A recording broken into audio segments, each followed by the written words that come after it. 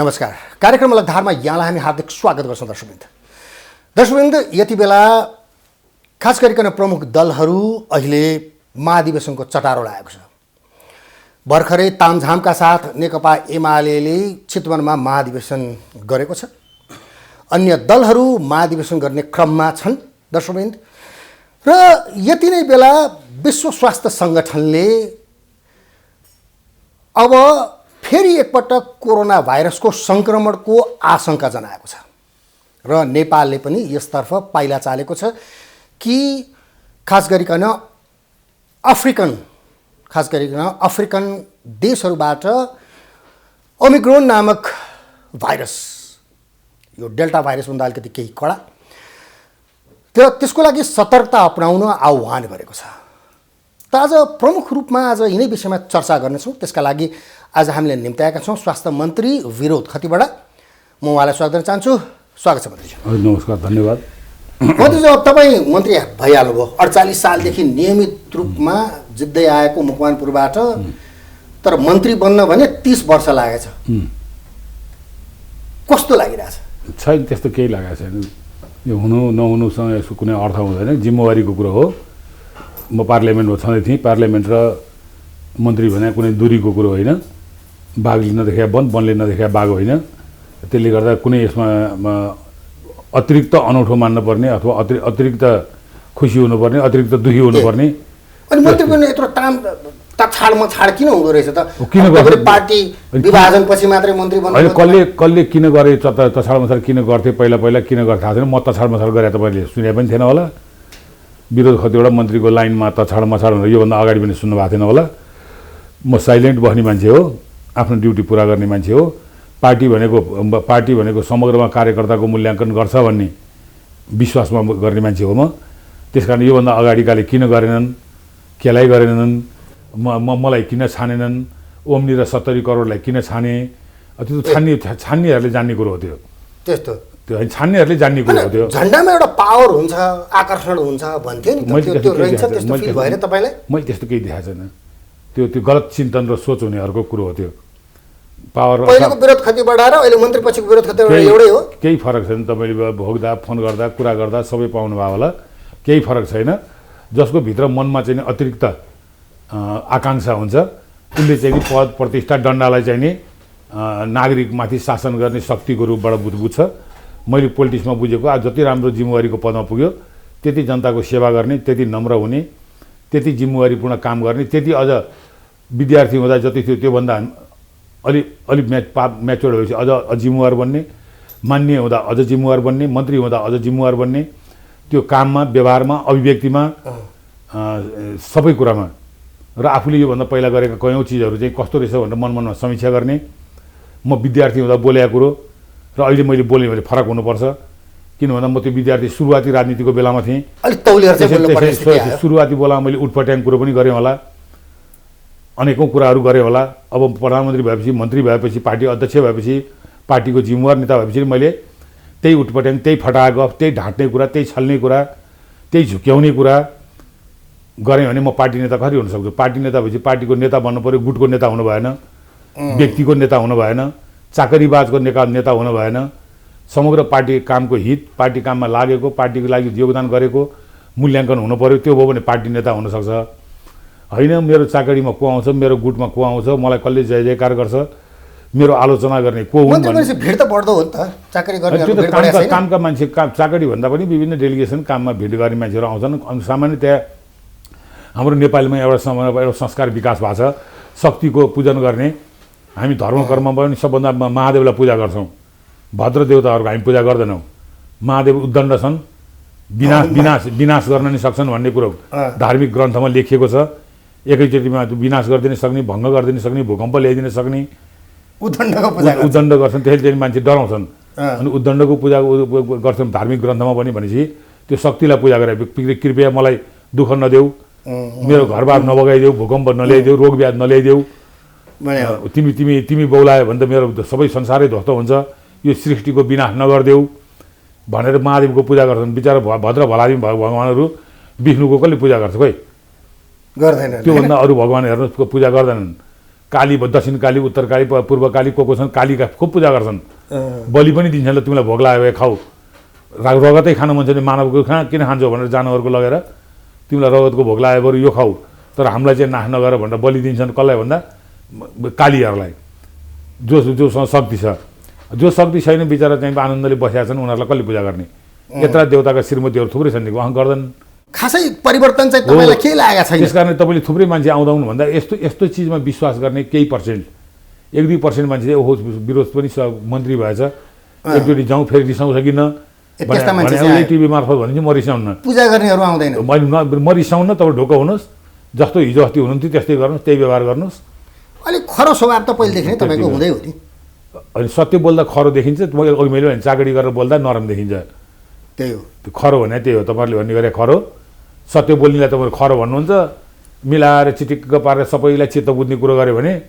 अनि त्यसलाई चाहिँ बडो सरल मान्छे तपाईँ के हो त खरो म खरो शब्द म खरोमा जाँदिनँ म सत्य कुरो बोल्ने मान्छे हुँ सत्य कुरो पार्टीमा पनि अहिले जनतामा पनि अरू बेलामा पनि म मन्त्री हुँदा पनि मन्त्रालयमा आउने मान्छेहरूलाई के भन्नुहुन्छ त कामको खरै बोलिदिन्छु म जबरजस्ती कुरा आयो भने खरै बोलिदिन्छु होइन हुने कुरा आयो भने हुने कुरा गरिदिन्छु 2-4 महिनापछि हुने कुरा भए 2-4 महिनापछि हुने चाहिँ यो अहिले हुँदैन भने हुँदैन भनिदिन्छु तत्कालै हुन्छ भने विरोध कतिबाट कामै नलाग्ने मन्त्री बाहिर गएर के भन्छन् मलाई त्यो सुन्ने फुर्सद पनि छैन नि त फेरि नत्र एकजनाको पछि लगाएर साथी चल्छ राज्यले यत्र सिआइडी भर्ना गरेर त तपाईँले के गर्नुहुन्छ नेता भएपछि त खुसी पारेर राख्नु पर्छ बिहानदेखि बेलुकासम्म तपाईँले के बोल्नु पर्छ ढाट्नु पनि पर्छ अहिलेसम्म झुट नबोलिकनै चलेको छ चल्दो रहेछ देखियो त झुट बोलेर आउनेहरू एकैचोटिमा उतान टाङ्ला एउटा चुनावमा झुट बोलेर आउनेहरू अर्को चुनावमा उतान टाङ्लाए पनि देखाएको छु तपाईँ त नियमित रूपमा हुनुहुन्छ त्यस कारणले एमालेको नेतृत्व जो केपी ओली भन्ने छन् उनी अब झुट बोलेको एउटा झुटको पहाडै खडा भयो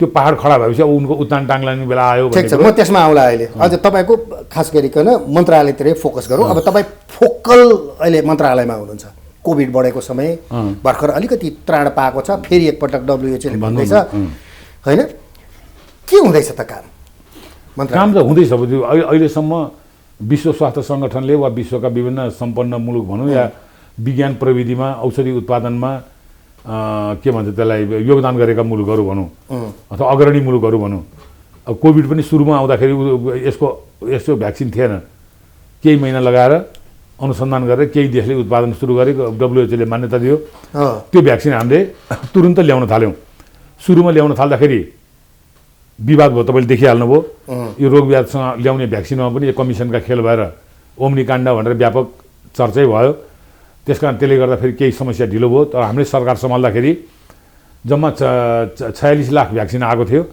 40-50 लाख लाइनमा थियो अर्थात् 80-90 लाख भ्याक्सिन मात्रै थियो अहिले हामीले अढाई करोड भ्याक्सिन हामीले ल्याएर लाउँदैछौँ लगाइरहेका छौँ 2.5 करोड 3.5 करोड हाम्रो पाइपलाइनमा छ त्यस कारणले भ्याक्सिन कुनै अभाव हुँदैन मेरो यो टिभी मार्फत सबैलाई सुन्नेहरूलाई आह्वान के गर्छु भन्दा तपाईँहरूको जिल्ला गाउँमा जति सकेको बढी भ्याक्सिन लाउनुहोस् जति सके बढी जनसङ्ख्यामा पुग्नुहोस् तपाईँहरूलाई हामी भ्याक्सिनको कमी हुँदैन दिँदैनौँ प्रत्येक प्रदेश सरकारको प्रदेशको सदरमुकाममा हामीले भ्याक्सिन स्टोरेज गरेका छौँ त्यहाँबाट जिल्लालाई दिएका छौँ जिल्लाबाट गाउँ लिएर जानुहोस् अभियान चलाउनुहोस् 2जना इन्जेक्सन दिन जान्ने 2जना स्वास्थ्यकर्मी बोक्नुहोस् म पार्टीका साथीहरूलाई नै आह्वान गर्छु भ्याक्सिन लिएर स्वास्थ्यकर्मी लिएर तपाईँहरू टोलमा जानुहोस् गाउँमा जानुहोस् अब नेपाली नागरिकको यो अधिकार हो मन्त्रालय त्यति एक्टिभ त भएको छैन भन्छ नि मन्त्रालय एक्टिभ हुने होइन मन्त्रालयले सम्पूर्ण व्यवस्थापन गर्ने हो एक्टिभ त मन्त्रालयका जनशक्ति प्लस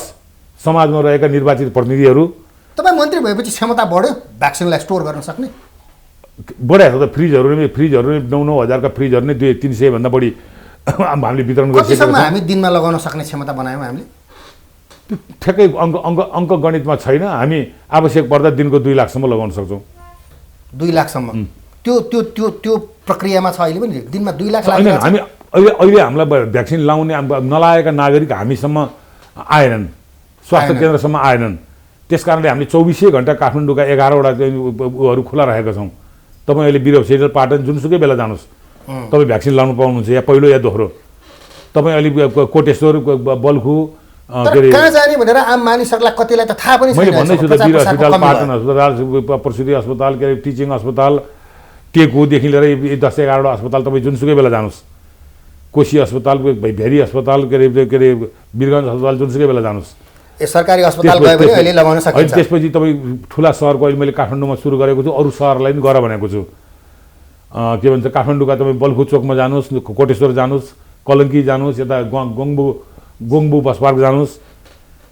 त्यो तपाईँले त्यहाँ अहिले भ्याक्सिन राखेको स्टल देख्नुहुन्छ, बसिरहेको देख्नुहुन्छ, टेबल कुर्सी लिएर हाम्रो मान्छेहरू बसिरहेछन्। अझै म बिहान बिरासले कहिलेसम्म लागिसक्छ त अब सबै सम्पूर्ण कहिलेसम्म नागरिकहरू आइदिनुहुन्छ? प्रचार प्रसारको कमी भयो कि क्या हो? अहिलेसम्म यो भ्याक्सिन लाउनु बजारमा बस्ने अहिलेसम्म भ्याक्सिन लाउनु पर्छ र मास्क लाउनु पर्छ भन्ने प्रचार नपुगेको गाउँ ठाउँ होला भन्ने मलाई विश्वास छैन। यसमा कि लापरवाही छ कि होइन भने अनिच्छा छ।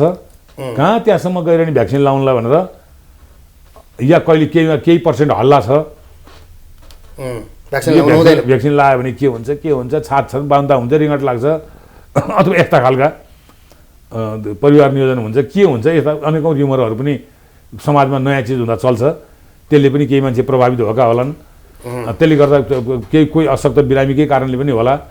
त्यस कारणले चाहिँ नि म त के आह्वान गर्छु भन्दा हरेक जिल्ला स्वास्थ्य केन्द्रहरूले, अस्पतालहरूले, सक्षम अस्पतालहरूले आफ्ना केही स्वास्थ्य कर्मी लिएर भ्यानमा गाडीमा चाहिँ भ्याक्सिन राखेर विभिन्न गाउँका, टोलका, सहरका चोकमा गएर 7 दिन जति अभियान चालिदिनुहोस्।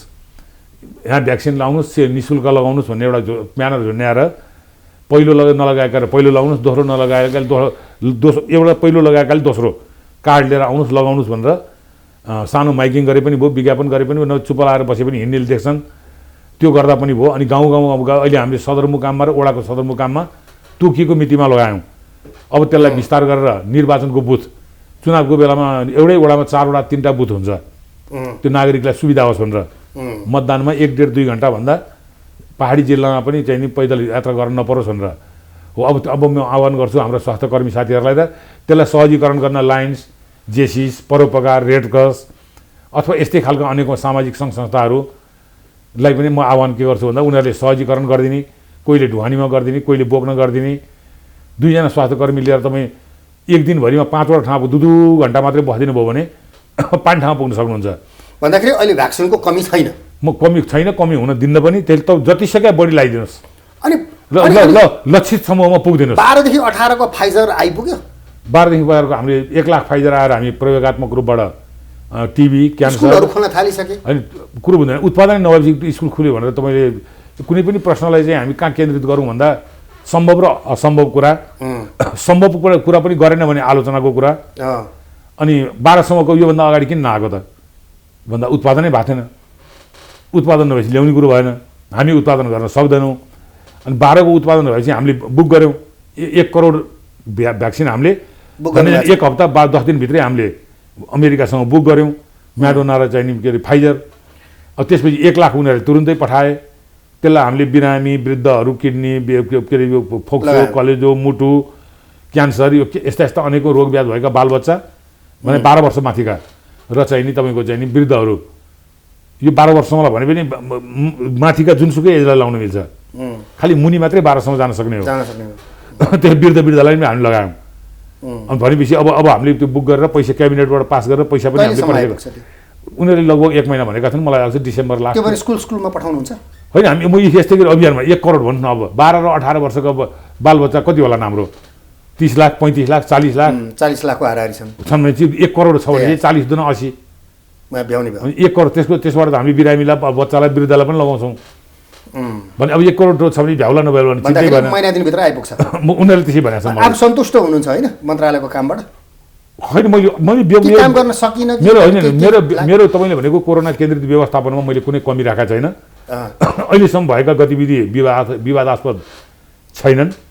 हामीले G2G मार्फत सम्पूर्ण चाहिँ भुक्तानी गरिरहेका छौँ। अहिलेसम्म बिचमा ब्रोकर राखेर ल्यायो, 80% कमिसन गर्यो भन्ने कुरो छैन।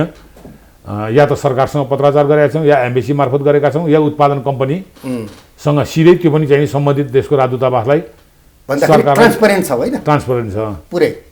र अहिले भ्याक्सिनको मात्रा अफ्रिकन आएको छ नि अहिले ओमिक्रोन भन्ने आउन थालेको छ। यो डेल्टा भाइरसभन्दा अलिकति कडा छ भनेको छ। यसको तयारी के छ अब? यो पनि तपाईँले र मैले पनि यो आएपछि नै सुने हो।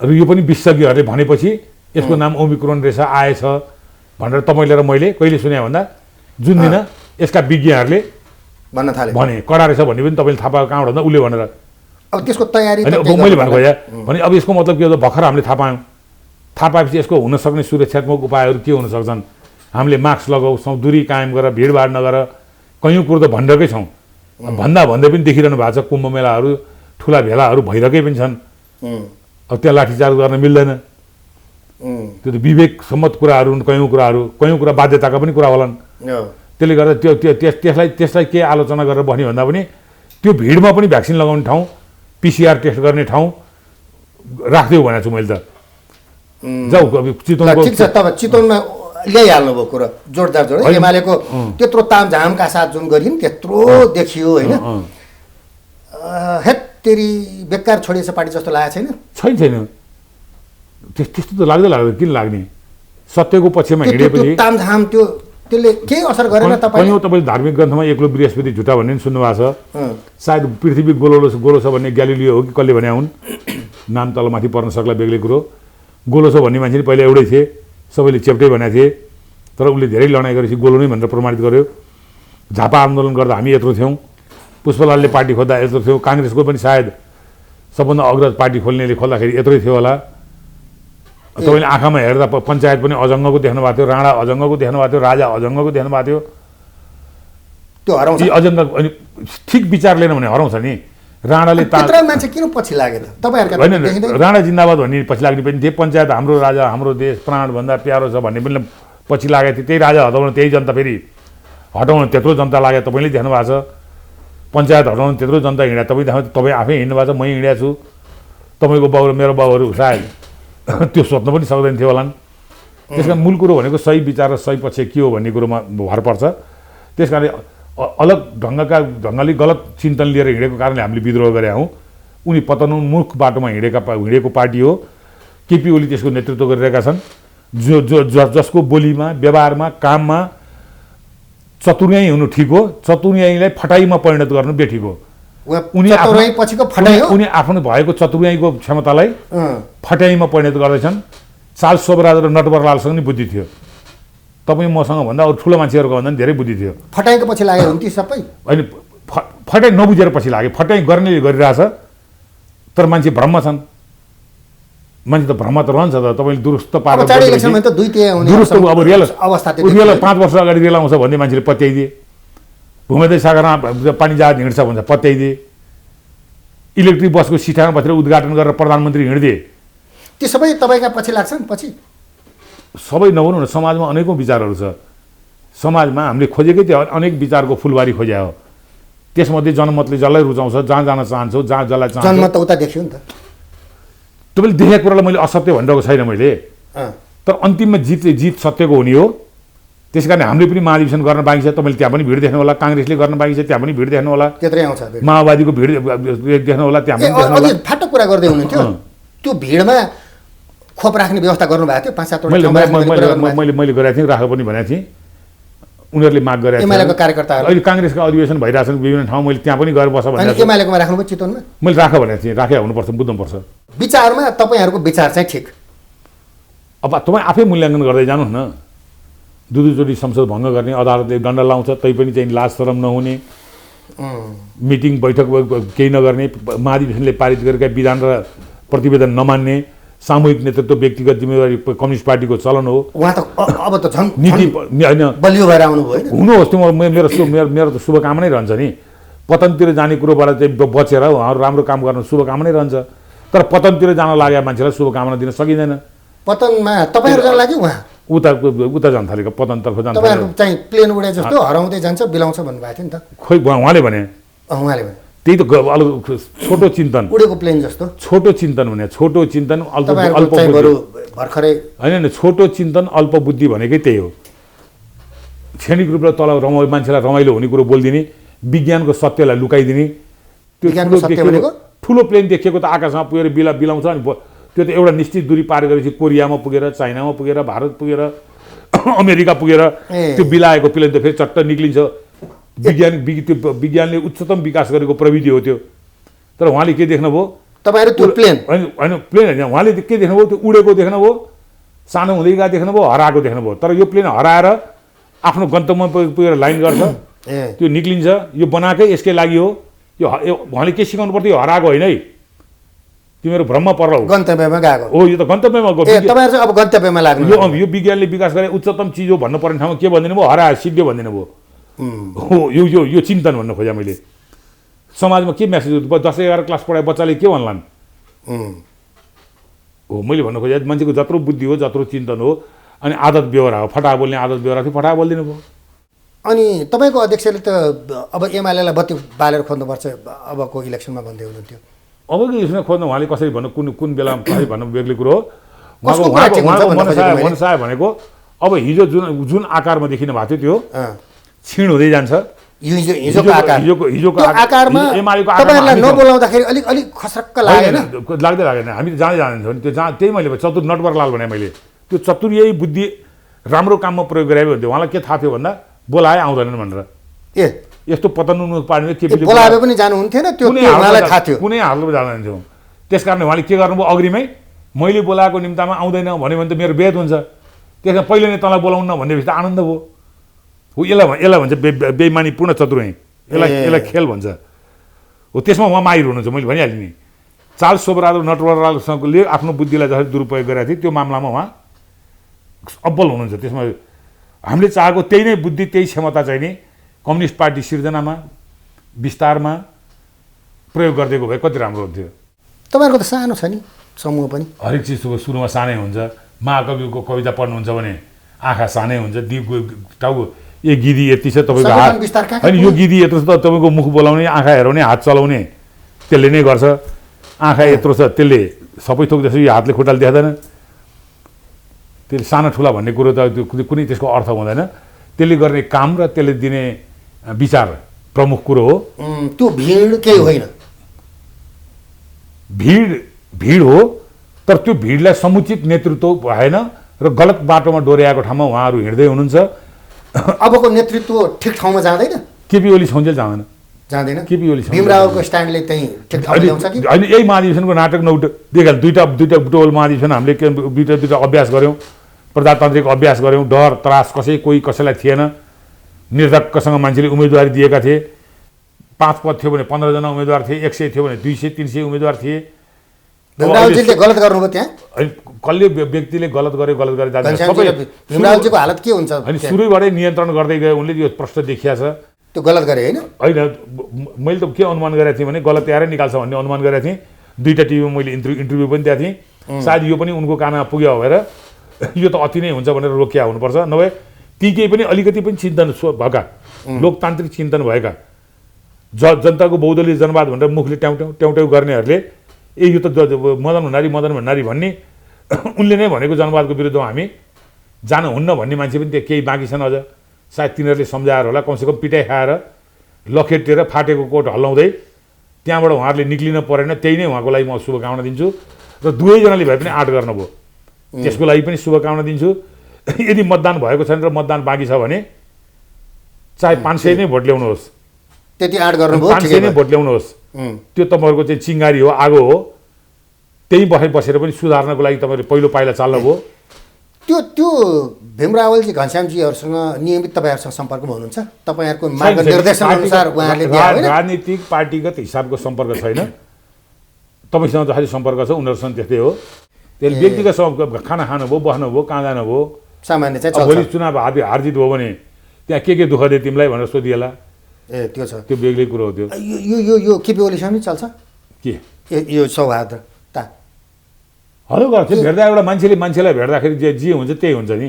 पानी बाराबार छैन पानी बाराबार भने चाहिँ अहिलेसम्म जो कुनै पनि नागरिक अहिले बाटोमा पञ्च भेट भयो भने पञ्चसँग हाम्रो कुरा हुँदैन र उसको विचार पो नलिने हो त उनका छोरछोरीको बिहेमा बोलायो भने चाहिँ गइँदैन र कोही मान्छेको मृत्यु भयो भने गइँदैन यो महाधिवेशन नबोला हुनाले गइएन होइन नबोला हुनाले होइन सौहार्दताको चाहिँ कुरा गरेँ मैले मान्छे बाटोमा भेट्दाखेरि काङ्ग्रेस आयो पल्लो पेटीमा जाने अनि राप्रपा आयो ओल्लो पेटीमा आउने त्यसरी हिँड्ने त होइन नि त त्यसरी गरिँदैन टोलका मान्छे आयो भने हलो भन्नेलाई कहिले आइस भन्नेलाई जिल्लाबाट आए मान्छे देख्यो भने अर्को पार्टीको आयो भने किन आथिस भनेर सोधिएला गफ गरेला चिया खायो भन्नेला ठिक छ अब सरकारको पर्फर्मेन्स चाहिँ कस्तो छ त तपाईँहरूको सरकारको ठिक तपाईँहरूले मूल्याङ्कन गर्ने कुरो हो 100 दिनलाई भन्छन् म चाहिँ आएको 100 दिन पनि भएको छैन त्यस कारणले मेरो मूल्याङ्कन गर्ने बाँकी नै होला, गर्दै गर्न होला। सरकारको 100 दिन पुगेको छ, अहिलेसम्म कमसेकम पनि नराम्रो कुरो गरेको छैन, झुटो आश्वासन बाँडेको छैन। प्रधानमन्त्रीले शपथ राख्दाखेरि नै यो सरकारले राम्रो काम गर्दिनु पर्दैन, नराम्रो काम नगरे पुग्छ भन्ने नेपालमा त अहिले त्यो पनि ठुलो कुरो भएको छ। नेपालमा त अहिले वाइडी काण्ड नहोस्, ओम्नी काण्ड नहोस्, यति काण्ड नहोस्, त्यो नै ठुलो देन हो। नागरिक उड्डयन बस्नेले एयरपोर्ट र जहाजै कपलाकै नखाइदियोस्, उद्योग मन्त्रालयमा बस्नेले उद्योगै नखाइदियोस्, प्रधानमन्त्रीले सम्पूर्ण नागरिकका हक अधिकार र मौलिक अधिकार नखाइदिउन्। अहिले त त्यो पनि ठुलो कुरो भएको छ। त्यही नै ठुलो कुरो त्यही भएर किन जति जुन जोगी आए नि कानै चिर्या भने त बेइमान आए। तपाईँ त आउँदा रहेछ त्यस्ता मान्छेहरू, सबभन्दा बेइमानीको पराकाष्ठ सरकारमा बसेर चाहिँ हाम्रो केपी ओलीले प्रदर्शन गरे। कमिसन खाइदियो, घुस खाइदियो, आउँदा रहेछ नि त्यस्तो प्रलोभन दिनेहरू आउँदा रहेछ मन्त्रालयमा बसेपछि। 30 वर्षपछि त्यसरी मलाई भन्न आँट गरेर कोही पनि आएको छैनन्। तपाईँको स्वभावले हो कि खोइ थाहा छैन मलाई त्यो। अब साइडमा ककैले कानी खुसी गर्दा उनीहरू जानुन्, तर मसँग त्यस्तो कुरो अहिलेसम्म ठाउँ यस्तो ठाउँ हो न जस्तो गरे पनि बचैदैन, आइहाल्छ भन्ने छ नि त हेर्दै जाउँ जनमानसमा। हेर्दै जाउँ। तपाईँले त्यो व्यवहार फिल गर्नु भएको छैन? हेर्दै जाउँ, मैले फिल गरेको छैन अहिलेसम्म, मैले फिल गरेको छैन। हेर्दै जाउँ, तपाईँले भने जस्तो कुरो नहो कि 5-7 महिना 1 वर्षपछि। भन्दाखेरि सरकारको काम कारबाही आफ्नो कामसँग चाहिँ सन्तुष्ट हुनुहुन्छ तपाईँ पूर्ण रूपले? म प्रयत्न गरिरहेको छु। सन्तुष्ट भने त मान्छे जुन दिन सन्तुष्ट भयो त्यो दिन काम सिद्धियो। जुन दिन सन्तुष्ट भयो त्यो दिन काम सिद्धियो। त्यस कारण सन्तुष्ट हुने भनेको त ब्रेक लाग्ने हो। अनुभव त नयाँ भइरहेको होला। त्यही त बुझेँ, सहयोगी नयाँ क्षेत्र भएपछि मलाई अनुभव हुने भयो। मन्त्री नयाँ क्षेत्र मेरो लागि होइन। मन्त्री भने के हो भन्ने मैले भनिहालेँ। बाघले नदेखा वन होइन, वनले नदेखा बाघ होइन। मन्त्री हुने भन्दा बढी जानकारी बुद्धि मसँग पहिला पनि थियो। त्यस कारणले गर्दाखेरि त्यो मन्त्री हुनु र नहुने मेरो होइन कि मैले थाहा पारेकै कुरोहरूमध्ये मैले थप जानकारी पाएँ। किनभने केन्द्रित गरेर मैले स्वास्थ्य क्षेत्रमै बढी ध्यान दिनु पऱ्यो, किनभने मलाई जिम्मेवारी नै त्यही आयो। कृषिको विषयमा मैले त्यति ठुलो चिन्ता नलिए पनि हुने भयो, किनभने म त्यहीँको मन्त्री लिइरहनु भएको छ। शिक्षाको क्षेत्रमा शिक्षा मन्त्री हुनुहुन्छ, अनि मलाई के आछ भने मैले सुझाव दिन सक्छु। म कृषि मन्त्रीलाई पनि सक्छु, शिक्षा मन्त्रीलाई पनि सक्छु, क्याबिनेटमा हामी बस्छौँ, यस्तो कुरो आइरहेछ, यसो गर्दा राम्रो हुन्थ्यो भनेर म सुझाव दिन सक्छु। तर गर्ने नै मेरो आफ्नो सबै कुरो भोलि मूल्याङ्कन गर्ने र गर्ने कुरो भनेको मेरो अहिले स्वास्थ्य मन्त्रालय सामुन्ने रहेको चुन्ती भनेको कोरोना हो। अहिले त मैले भन्नुभयो ओमी कोरोन भन्नुभएको छ, त्यसको पनि औषधि उत्पादन हो भने यही नै अहिले प्रयोग भइरहेकै औषधिहरूको केही चेन्ज गरेर उनीहरूले उत्पादन गरे भने यसलाई नै हामी कन्टिन्यू गर्छौँ। होइन यसले हुँदैन भने उनीहरूले जब यो चिज चाहिँ लगाए हुन्छ भने हामी त्यसलाई तुरुन्त नेपालमा लिएर आउँछौँ। तुरुन्त भन्नाले जति सकिन्छ छिटो ल्याउँछौँ। अघि 12 वर्षसम्म बच्चाको कुरो गर्नुभयो, 12 वर्षभन्दा मुनिको अहिलेसम्म उत्पादन भएको छैन। केही देशले प्रयोग गरिरहेका छन्, WHO ले मान्यता दिएको छैन। WHO ले मान्यता दिने बित्तिकै हामी 12 वर्षभन्दा मुनिका बालबालिकालाई पनि नेपालको लागि खोप सुरक्षित हुने गरी बुक गर्छौँ। विश्वभरिले माग गर्ने क्रममा हाम्रो रोल नम्बर ढिलो आउला भनेर चाँडो ल्याउने प्रयत्न गर्छौँ। भन्दाखेरि राम्रै काममा छ होइन सरकार? अनि गठबन्धन सरकार चल्छ अब कति लामो समय जान्छ भन्ने लाग्छ? कति लामो भने गठबन्धन सरकार चल्छ होइन, जहिले पनि गठबन्धन अस्तिको सरकार नै गठबन्धन सरकार थियो। त्यही होइन त्यो कुरो पनि अस्ति पनि 4 दलीय गठबन्धन हो। यही जाली कुराहरू गरेर चाहिँ मान्छेमा भ्रम पारेर चाहिँ नि एक्लौटी कम्युनिस्टको सरकार भने होइन नि। त्यहाँ हृदय त्रिपाठी थियो हाम्रो टिकटबाट, हाम्रो टिकटबाट, त्यहाँ जनमोर्चा थियो हाम्रो टिकटबाट, त्यहाँ माओवादी थियो, माओवादीको गठबन्धन थियो, हँसिया हथौडा चुनाव चिन्ह लिएर ल्याएर थियो, त्यहाँ हामी थियौँ, एमाले थियो। 4वटाको गठबन्धन त अस्तिकै चुनावमा थियो, सरकारमा पनि थियो। सरकारमा उपेन्द्र यादव थिए, माओवादी थियो, एमाले थियो। यो गठबन्धन चाहिँ चलि नै रहन्छ। मान्छेमा के भ्रम पार्न खोजिन्छ भन्दा केपी ओली सरकार चाहिँ एकदम एक्लोटाको थियो। अनि अब अहिले चाहिँ गठबन्धन सरकार बने जस्तो गरी जुन वातावरण तयार गरिँदैछ, अनि अस्ति नै इलेक्सन लड्दा हामी एक्लै लडेका थियौँ अनि बहुमत ल्याएको भन्ने जुन एउटा भ्रम सिर्जना गर्न खोजिँदैछ, एमालेको एकलौटी बहुमत कहिले पनि आएन र यस्तो अल्पमत त यस्तो अल्पमत र लार्जेस्ट पार्टीको सरकार हामीले 51 मै बनाइसकेका थियौँ। मनमोहन अधिकारी प्रधानमन्त्री, माधव नेपाल महासचिव, माधव नेपाल उपप्रधानमन्त्री, त्यही बेलामा ल्याएका आफ्नो गाउँ आफै बनाऊ, सामाजिक सुरक्षा भत्ताहरू अहिले पनि चलिरहेछ। त्यसभन्दा पछाडि आउने 30 मा कसले लिन्छन् भन्ने कुरो छोड्दैन थियो। कुन बेलाको पालामा आएछ? अनि माधव नेपालकै पालामा कम्युनिस्ट पार्टीको सबभन्दा पहिलो सरकार बन्या हो, त्यो पनि एकलौटी। 15 जना मन्त्री एमालेका मात्रै थिए। त्यस्तो मन्त्रीमण्डल कहिले बन्यो अहिलेसम्म? यस्तो टिकाउ हुन्छ भन्दैछु त। गठबन्धन कहाँ बनाएको इन्डियामा गठबन्धन सरकार छ कहिले हो एकलौटी एक दुईचोटि काङ्ग्रेसको भएको छ अनि यो सरकार टिकाउ छ त त्यो भविष्यवाणी गर्ने कुरो होइन नि नीति विचार र कार्यक्रम र योजना र मिलुन्जेल एक ठाउँमा बन्यो अनि हरेक चुनावमा जहाँसुकैको प्र्याक्टिस भनेको हैन प्रचण्डजीलाई उत्कट चाहना हुन्छ प्रधानमन्त्री बनिहाल्ने रहर हुने विश्वकै प्र्याक्टिस के छ भन्दा कि चुनाव अगाडि गठबन्धन गरेर जाने चुनाव अगाडि नै गठबन्धन गरेर जाने अर्को प्र्याक्टिस चुनावमा लड्ने नतिजा आएपछि गठबन्धन गर्ने र नेपालको संविधानको संरचनाले बहुमतको सरकार कहिले पनि बन्ने स्थिति छैन अहिलेसम्म बनाए पनि छैन अस्तिको सरकारलाई बनायो भनियो त्यो झुटो कुरो हो हामी एमालेसँग बहुमत थिएन ठिक छ भन्छ नि अब अर्ली इलेक्सनका कुराहरू पनि आएको छ अब अहिले भनौँ न जुन जो सरकार चलिरहेछ अबको इलेक्सनसम्म यो गठबन्धनलाई जारी राख्ने हो निर्वाचनसम्म पनि भन्छन् नि यो त हरेक सरकारले भन्छ अस्तिसम्म केपी ओली सरकार ढल्छ भन्ने थियो र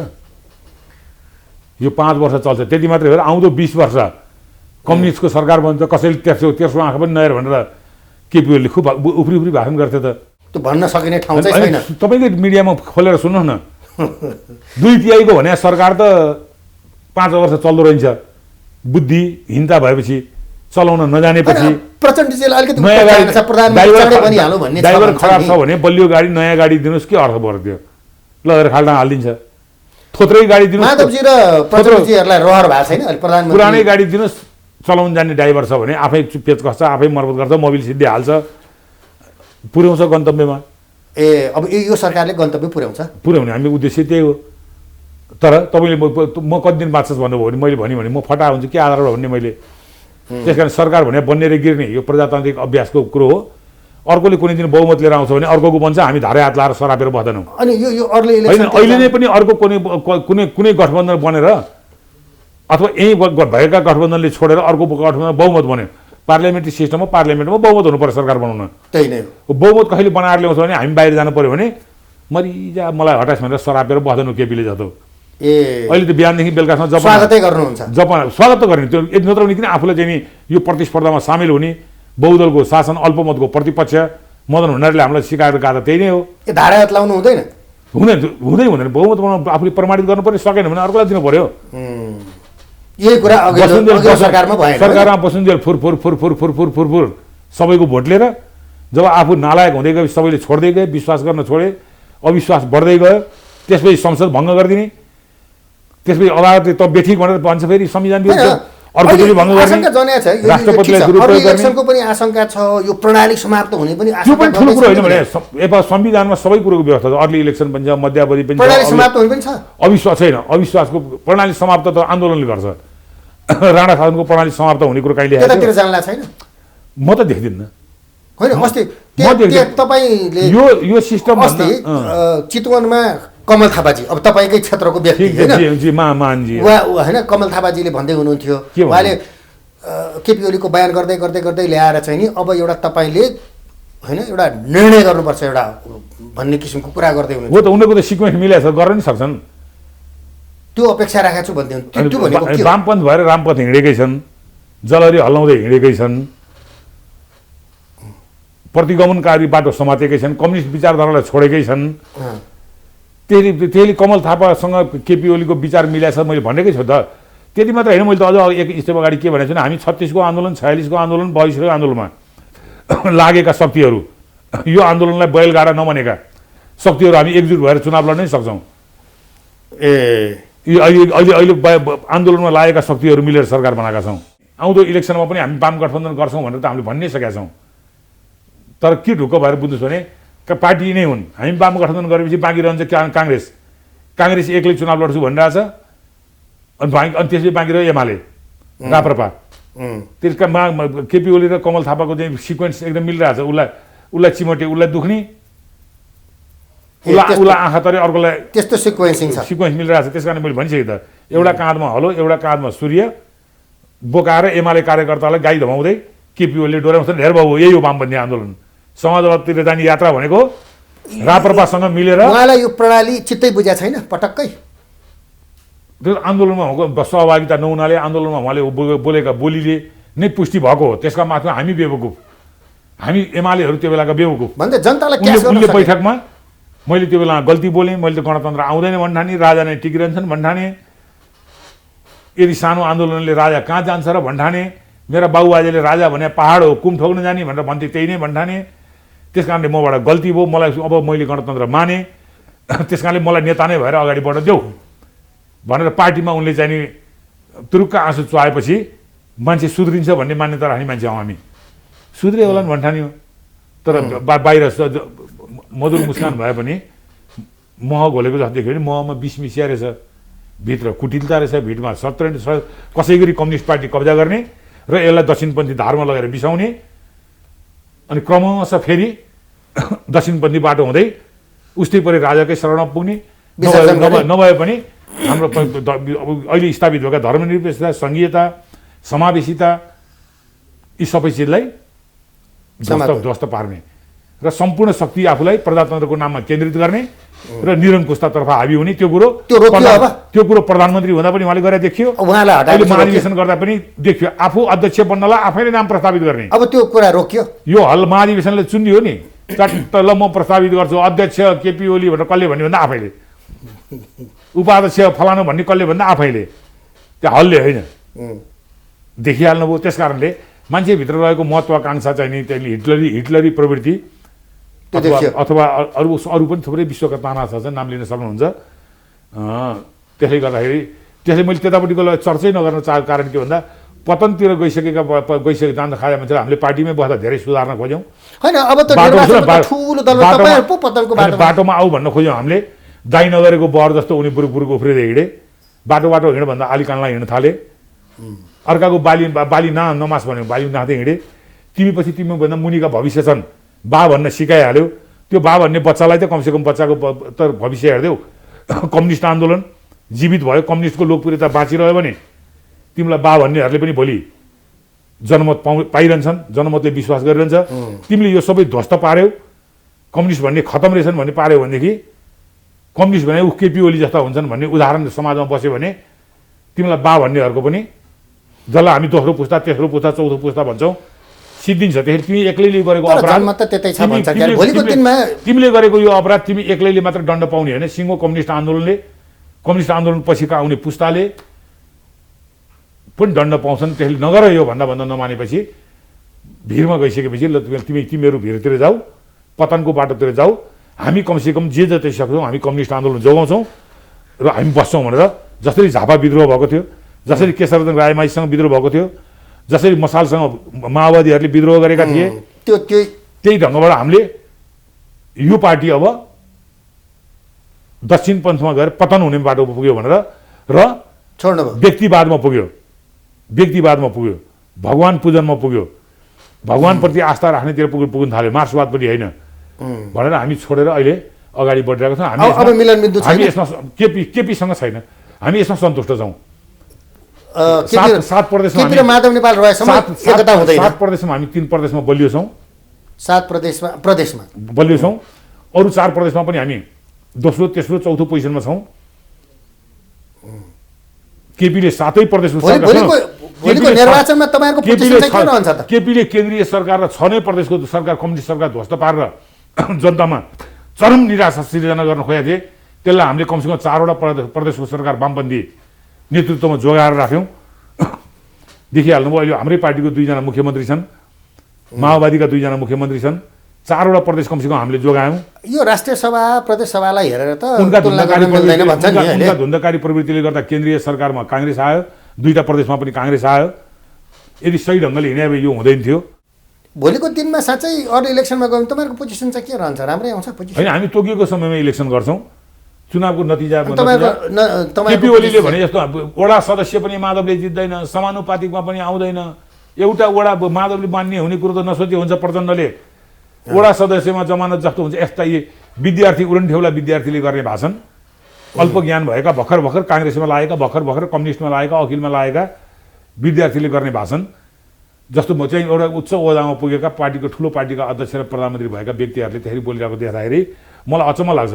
त्यसले म उहाँलाई वडा सदस्य पनि हार्छ भन्ने शुभकामना भनेर यस्ता खालको भन्न चाहन्न। तर के चाहिँ भन्न चाहन्छु भन्दा आउनु निर्वाचनमा चाहे त्यो स्थानीय चुनाव होस् चाहे त्यो सङ्घीय चुनाव होस्, हामी केपी ओलीको भन्दा ठुलो पार्टी अर्थात् ठुलो जित विजय भएर आउनुहुन्छ। भएर हामी देखाउँछ, तपाईँले अहिले एकदम रेकर्ड गरेर राखेर। ठिक छ, यो महाधिवेशनपछि एमालेको महाधिवेशनपछि के छ त्यो यो पार्टी यसरी रहन्छ, तपाईँहरूका आउने सङ्ख्याहरू बढ्छ अब के लाग्छ? बढ्छ होइन, थामी नसक्ने गरी हुन्छ।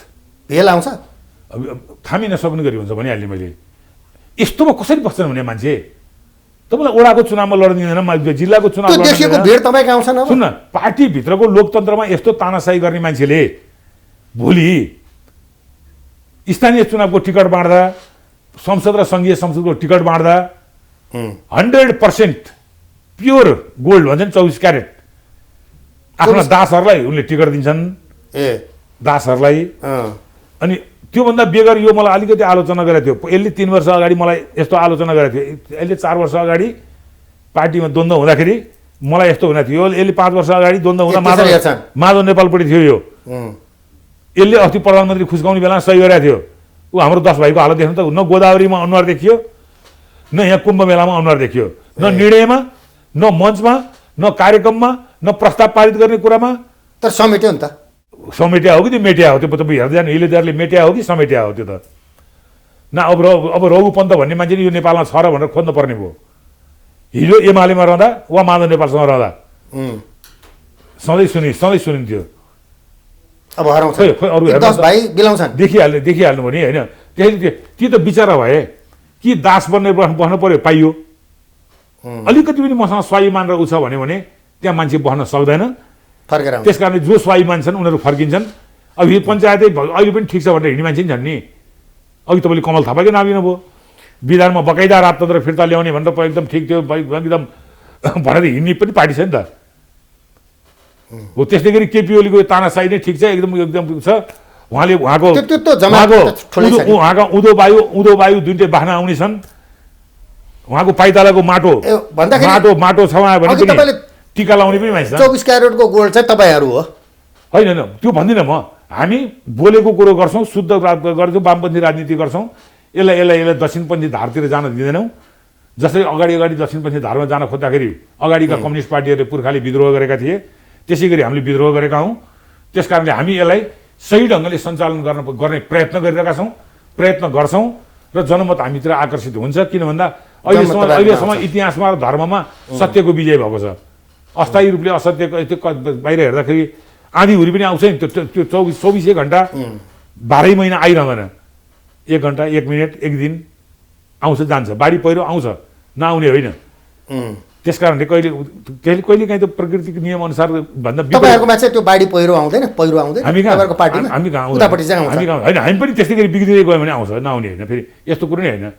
हामी कहाँ पनि अब नेता बिग्रिन थाले, नीति बिग्रिन थाल्यो भने हामी कहाँ नि आउँछ, अर्थात् जुनसुकै पार्टीमा आउँछ। तर अहिले जुन विद्यमान तपाईँ र म बोलिरहेको बेलामा चाहिँ त्यहाँ पहिरो आउँछ। अब मैले भन्नु नै पर्दैन भने कुनै पनि विश्लेषकले समीक्षा गर्न सक्ने व्यक्तिले, अलिकति चेतना भएको व्यक्तिले हिजो अस्तिको एमालेको अधिवेशन, हिजो अस्तिका जिल्ला अधिवेशन, गाउँ अधिवेशन, वडा अधिवेशन, अहिलेको महाधिवेशन र अहिलेको केपी ओलीले गराएको वडा अधिवेशनदेखिका स्थितिहरू सबै हेर्दा त सही नै देखियो नि। आफ्ना गुटका मान्छेको संरक्षण कसरी गर्छन्, गुट बाहिरकालाई कसरी गर्छन्, बा भन्नेलाई कसरी गर्छन्, नगर्नेलाई कसरी गर्छन्, क्लियर देखिएको छ नि। अब बा पार्टी भयो, त्यो पतन पार्टी भयो, बा पार्टी भयो, जे भने पनि भयो। त्यसलाई दक्षिणपन्थी पार्टी उन्मुख पार्टी हो। अझ पनि केपी ओलीसँग टसल गरेर बसेर उनलाई हटाउन सके, उनको चिन्तनमा सुधार ल्याउन सके। उनले आत्मालोचित भएर मैले दुईचोटि संसद भङ्ग गरेँ, मबाट गल्ती भयो भन्न सिकाउन सके भने आइन्दा दिनमा म विधान पद्धति अनुसार मिटिङ बैठकबाट हिँड्छु। यो यत्रो सिङ्गो पार्टी बनाउनमा सबैको योगदान छ। म एक्लैको होइन। मलाई घमण्ड पलायो, अहम पलायो। मैले तथास्तु भने सबै थोक हुन्छ, मैले भङ्ग हुन्छ। यो सिङ्गो जनमत आएको म केपी ओली भएर यो आएको हो। त्यो मैले झलनाथले, माधव नेपालले, विरोध खतिवडाले, प्रचण्डले अथवा अझ गाउँका र वडाका कार्यकर्ता भने बिचरा खटेर यत्रो भोट जम्मा गरिदिए। त्यसको जस उनले सम्पूर्ण पार्टी शक्ति मिलेर यत्रो ठुलो पार्टी बन्यो। यो पार्टी ठुलो भएर सुन्नु, संसद ठुलो बन्यो। यो संसदमा हामीले ठुलो भयो हुनाले म प्रधानमन्त्री बने। हेर कति मिठो कुरो छ। सबैको मेहनतले पार्टी ठुलो बन्यो। ठुलो पार्टी भएर संसदमा बहुमत आयो। त्यो बहुमतले मलाई विश्वास गराए भएर म प्रधानमन्त्री भएँ, पार्टीले विश्वास गरेर भएँ भने भए मिल्थ्यो। उनले यो बहुमत मेरो कारणले आयो, मैले गर्दा आयो, मैले टिकट दिए मान्छे आएका हुन्, मैले नदिए त्यो मैले पछाडि त्यो विरोधी कहाँ पुग्थ्यो। त्यस्तै गरी विरोधले नि उल्टा आएर सोध्न सक्छ विरोध जस्ता मान्छेले भोट नदिए भए तँ कहाँ पुगिस् भनेर भन्न थाल्यो भने अनि अर्कोले तँ कहाँ पुग्थिस् भनेर तँ मलाई भन्ने अर्कोले अर्कोलाई भन्ने भयो भने के हुन्छ भन्दा हो यो विनाशको बाटो केपीले विनाशको बाटो रोजे म भन्ने रोजे त्यो रोजेको प्रतिफल देखिहाल्नुभयो उल्टो गिन्ती सुरु भएको मैले केन्द्रीय सरकारका कुरा गरेँ 6 प्रदेश सरकारका कुरा गरेँ पार्टीमा विग्रह भएको कुरा गरेँ अहिले उनकै पार्टीमा महाधिवेशनमै विग्रह भएको कतिले बहिष्कार गरेर हिँडिसके कतिले वक्तव्य जारी गरिसके कति रोएर बसिरहेछन् कुना काप्चामा त्यही हालत अब फर्केर गएपछि चाहिँ अब भेटघाट हुन्छ कोसँग माओवादीसँग भेट्छन् कि हामीसँग भेट्छन् कि काङ्ग्रेससँग भेट्छन् कि रुवावासी गर्दै जसले रुमालले आँसु पुछिदिन्छ त्यतैपट्टि आउँछन् उनीहरू त्यही गर्छन् तपाईँहरू रुमाल लिएर बस्नु भएको छ पर्दैन आफै आउँछन् त्यो कुनै रुमाल लिएर भन्नु पर्दैन त्यो जरुरी छैन मैले अघि बारम्बार एउटा कुरो के भन्नु सत्यको विजय हुन्छ तपाईँहरू सत्यमा हामी छौँ हस् आइदिनु भयो खुसी लाग्यो धेरै धेरै धन्यवाद त दर्शकवृन्द उहाँ हुनुहुन्थ्यो स्वास्थ्य मन्त्री विरोध खतिवडा अलगधारसँग कुरा गर्दै हस् त आजको अलगधारको निर्धारित समय पनि सिद्धिसकेका छ आगामी आइतबार पुनः उपस्थित हुनेछौँ नमस्कार